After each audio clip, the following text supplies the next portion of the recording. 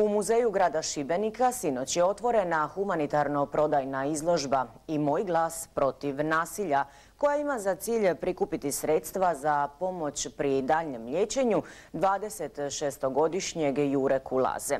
Izložbu organiziraju Rotary klub Šibenik, likovna udruga Grupa 9 I Fotoklub Šibenik.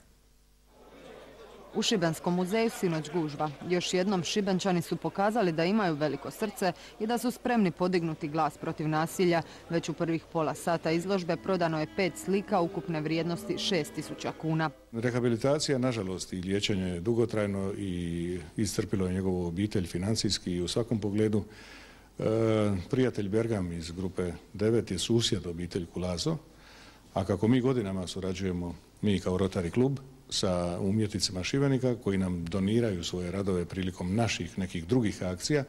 Ove godine I u ovom slučaju kod ove izložbe se dogodila jedna obrnuta situacija, da su se oni obratili nama. Izložba je obuhvatila 49 radova. Na žiro računu, posebno otvorenom za ovu prigodu, iz minute u minutu stižu uplate od simboličnih 5 kuna do nešto većih iznosa. Na Facebook stranici I moj glas protiv nasilja objavljuje se trenutno stanje na računu kao I imena ljudi koji uplaćuju novčani iznos na račun bez da kupe sliku. Do jučer je na taj račun sjelo gotovo 7.000 kuna, kaže Krasić. Mi imamo procijenjene cijene, procijenjene vrijednosti slika, a kreću se od 300 kuna do 3.000 kuna.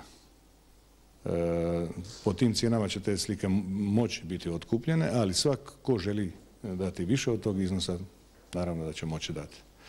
Ovdje će u ovom prostoru uz ljude koji su delegirani od muzeja da čuvaju izložbu, stalno biti I član Rotary kluba u dežurstvu koji će dati instrukcije potencijalnom kupcu.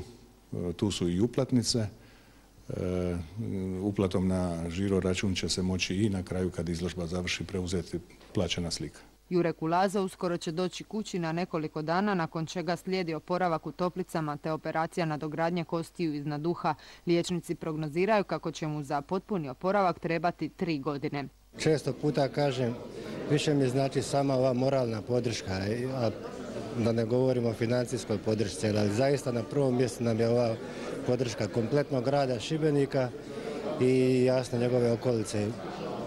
U biti svih ljudi, eto, tako, koji su nam u ovim najtežim trenucima u životu jako puno pomogli. Kako je sad trenutak?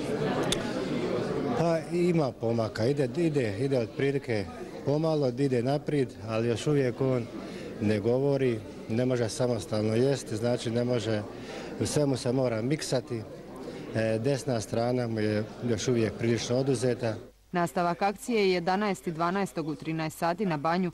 Naime, akciji se pridružio I milenijski fotograf Šime Strikoman, pred čiji će se objektiv u lik Svetog Mihovila posložiti šibenski sedmaši, osmaši, srednjoškolci I studenti. Za 10 kuna svatko od sudionika moći će kupiti fotografiju, a prikupljeni novac također će biti uplaćen na broj žiro računa kojeg vidite u dnu ekrana, na kojeg I vi možete uplatiti onoliko koliko možete, a sve kako bi spriječili nasilje.